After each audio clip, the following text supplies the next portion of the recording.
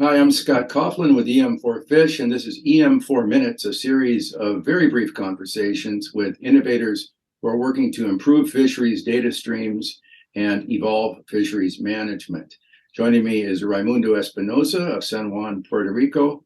Rai heads up an organization called Conservacion, Sciencia, which has been doing some really interesting EM work for quite a while. Welcome, Rai. Good to see you.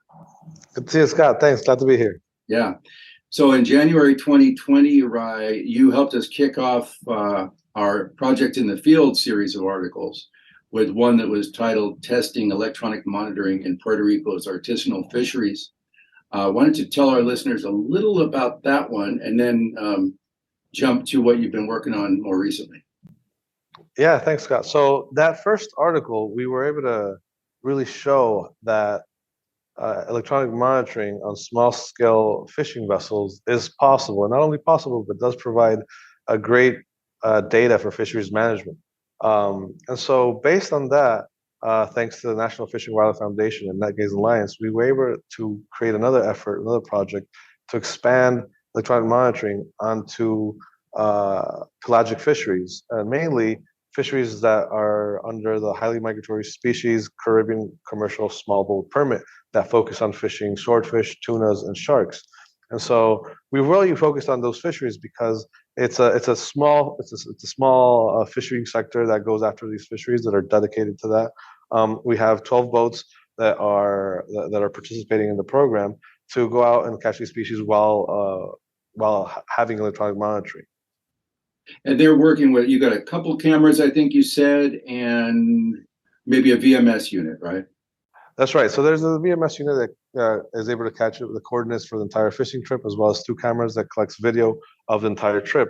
And so all this data that is collected, it's the fishers own this data, and so that data is later used and can be used to help them market their catch, to better compete in a global market, to ensure that it helps provide proof of traceability for sellers and end consumers, to ensure that folks are aware that these fisheries happen in Puerto Rico and know that they're consuming legally caught, responsibly caught, local seafood, which again also helps with prices for local fishers. That's great. And as I understand it, this is not some government overlay. These fishermen aren't required to do this. They're doing it voluntarily with your support because they know it's a good idea. It's a right thing to do.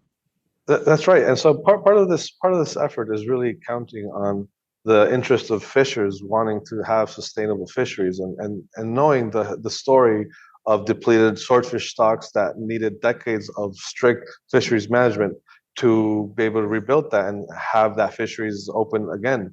And so it's really combining those fisheries management, integrating fisheries management concepts with food security for local communities, coastal communities that are also benefiting and providing for places like Puerto Rico that are very dependent on their coastal production for food. And so it's something that's very critical. And so we wanted to be able to get ahead of having a lot of regulations being pushed down instead of participating in improving fisheries management.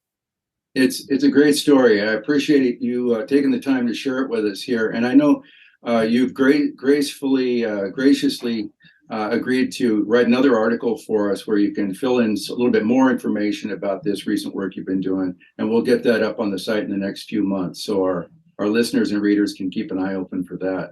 Thanks a lot for joining me today. I appreciate it. Thanks, Scott. Thanks, everybody. Yeah, we'll see you.